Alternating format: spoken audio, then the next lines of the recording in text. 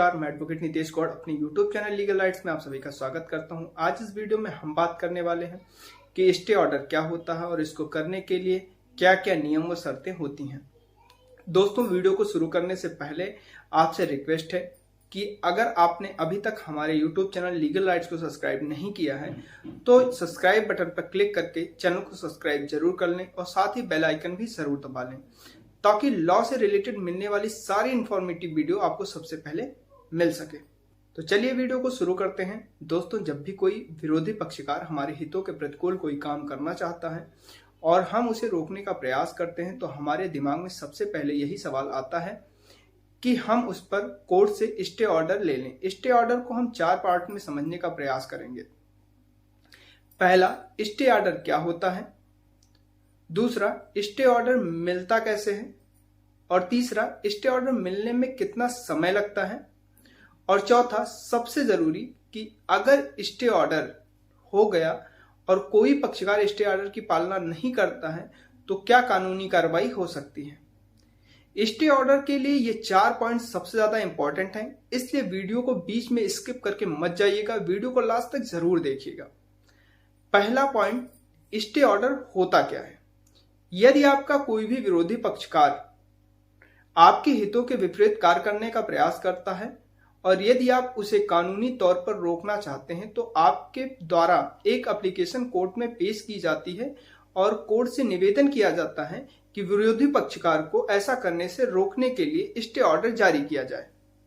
न्यायालय द्वारा ऐसी प्रार्थना पत्र पर आपके फेवर में दिए गए आदेश को ही स्टे ऑर्डर कहते हैं।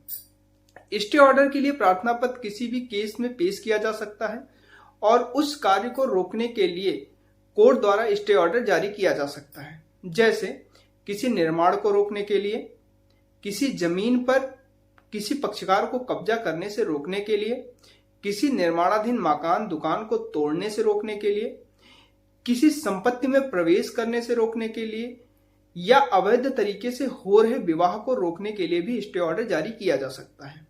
अब बात करते हैं कि स्टे ऑर्डर मिलता कैसे है।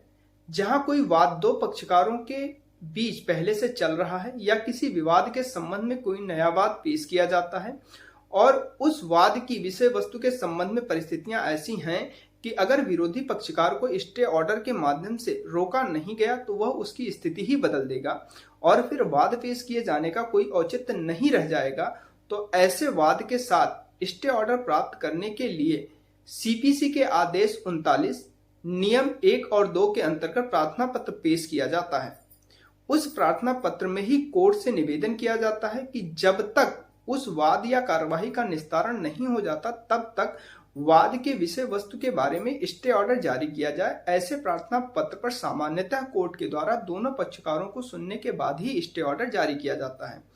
लेकिन यदि कोई पक्षकार न्यायालय को इस बारे में कन्विंस कर दे कि वाद के विषय वस्तु के संबंध में परिस्थितियां ऐसी हैं कि विरोधी पक्षकार को नोटिस देकर बुलाए जाने तक और कोर्ट में उपस्थित होने के पहले ही विरोधी पक्षकार के द्वारा मौके पर स्थिति को पूर्णतः परिवर्तित कर दिया जाएगा, फिर वह वाद पेश करने का कोई औचित्य नहीं रह जाएगा, तो ऐसी स्थिति में कोर्ट दूसरे पक्षकार को सुने बिना कोर्ट एक पक्षीय आदेश भी जारी कर सकता है। स्टे ऑर्डर प्राप्त करने के लिए जरूरी यह होता है कि आप स्टे ऑर्डर के प्रार्थना पत्र के साथ पर्याप्त सबूत पेश करें और विरोधी पक्षकार के गतिविधियों के संबंध में भी पर्याप्त सबूत जरूर पेश करें ताकि कोर्ट को आसानी से कन्विंस किया जा सके। ऐसे प्रार्थना पत्र में सारी स्थिति को पूर्णतः क्लियर जरूर करना चाहिए। कई बार पक्षकारों द्वारा यह भी कहा जाता है कि हम वाद तो बाद में पेश करेंगे, अभी आप स्टे ऑर्डर की एप्लीकेशन पेश करके स्टे ऑर्डर ले लीजिए। तो ऐसा बिल्कुल भी संभव नहीं है, क्योंकि स्टे ऑर्डर के लिए जो प्रार्थना पत्र आदेश 39 नियम 1 और 2 के अंतर्गत पेश किया जाता है वह पहले से चल रहे किसी वाद या कार्यवाही में पेश किया जाता है या किसी नए वाद के साथ पेश किया जा सकता है। कभी भी केवल स्टे ऑर्डर का प्रार्थना पत्र अकेले पेश नहीं किया जा सकता। अब हम बात करेंगे कि स्टे ऑर्डर मिलने में समय कितना लगता है। वैसे तो यह प्रक्रिया की बात है, पर जब भी कोई नया दावा स्टे की एप्लीकेशन के साथ पेश किया जाता है तो उस समय कोर्ट को यह कन्विंस करना चाहिए कि यह दावा अति आवश्यक प्रकृति का है और यदि इस पर प्रार्थी को तुरंत सुनकर कोई आदेश पारित नहीं किया गया तो फिर प्रार्थी के दावा पेश करने का कोई भी मतलब नहीं रहेगा और प्रार्थी को न्याय नहीं मिल पाएगा। इस प्रकार से कोर्ट को कन्विंस करने पर कोर्ट तुरंत विरोधी पक्षकार के खिलाफ नोटिस जारी कर देती है और 1 या 2 दिन के भीतर ही पत्रावली को सुनवाई के लिए डेट निर्धारित कर दिया जाता है।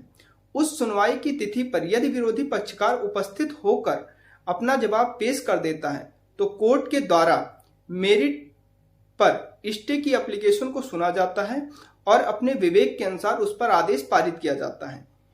और यदि विरोधी पक्षकार उपस्थित तो हो जाता है पर अपना जवाब पेश करने के लिए समय की मांग करता है तो ऐसी स्थिति में कोर्ट दोनों पक्षकारों को अंतरिम निषेधाज्ञा के लिए दोनों पक्षकारों की सुनवाई कर सकती है और सुनवाई के बाद कोर्ट को परिस्थितियों के हिसाब से जो उचित लगे वह आदेश जारी किया जा सकता है। और जब विरोधी पक्षकार के द्वारा जवाब फाइल किया जाता है तब पुनः मेरिट के आधार पर सुनवाई की जाती है और कोर्ट के द्वारा स्टे ऑर्डर दे दिया जाता है। इस पूरी प्रक्रिया में 5 से 7 दिन का समय लगता है, लेकिन स्थिति यदि ऐसी है कि नोटिस जारी करने से पहले ही विरोधी पक्षकार को रोका जाना आवश्यक हो गया है तो कोर्ट विरोधी पक्षकार को सुने बिना भी स्टे ऑर्डर जारी कर सकता है। ऐसा स्टे ऑर्डर प्रायः दावा पेश किए जाने के अगले दिन ही जारी कर दिया जाता है। परंतु यदि कोर्ट के द्वारा जारी किए गए स्टे ऑर्डर को विरोधी पक्षकार नहीं मानता और स्टे ऑर्डर जारी किए जाने के बाद भी उसकी पालना नहीं करता तो कोर्ट के पास क्या पावर है। इसके लिए प्रावधान सीपीसी के आदेश 39 रूल 2A में दिया गया है। आर्डर 39 रूल 2A के अनुसार यदि कोई पक्षकार न्यायालय द्वारा जारी स्टे ऑर्डर की अवज्ञा करता है और उसके विपरीत जाकर कोई कार्य करता है तो इसे कंटेम्प्ट ऑफ कोर्ट माना जाता है, जिसके लिए न्यायालय एप्लीकेशन लगाए जाने पर ऐसे अवज्ञा करने वाले विरोधी पक्षकार के विरुद्ध उसकी संपत्ति की कुर्की का ऑर्डर दे सकता है और उसे 3 महीने के लिए सिविल कारागार का आदेश भी कर सकता है। यदि अवज्ञा करने वाला पक्षकार संपत्ति को कुर्की करने के बाद भी अवज्ञा जारी रखता है तो कोर्ट को यह अधिकार प्राप्त है कि कुर्की की गई संपत्ति को जब्त कर उस संपत्ति को विक्रय कर सकता है और संपत्ति से प्राप्त धन में से जो प्रार्थी या जिसके पक्ष में स्टे ऑर्डर किया गया है उस पक्षकार को प्रतिकर दिलवाए। तो दोस्तों, आशा करता हूं कि इस वीडियो के माध्यम से आपको स्टे ऑर्डर के बारे में कंप्लीट इन्फॉर्मेशन मिल गई होगी। अगर इन्फॉर्मेशन पसंद आई है तो वीडियो को लाइक जरूर करें और अगर आपके मन में कोई सवाल है तो आप हमें कमेंट बॉक्स में कमेंट करके पूछ सकते हैं। अपने लीगल राइट्स की जानकारी रखिए, खुद भी सुरक्षित रहिए, लोगों को भी सुरक्षित रखिए। और अगर अभी तक आपने हमारे YouTube चैनल लीगल राइट्स को सब्सक्राइब नहीं किया है तो सबसे पहले सब्सक्राइब करके बेल आइकन भी जरूर दबा लीजिए। तो मिलते हैं अगली वीडियो में, तब तक के लिए जय हिंद।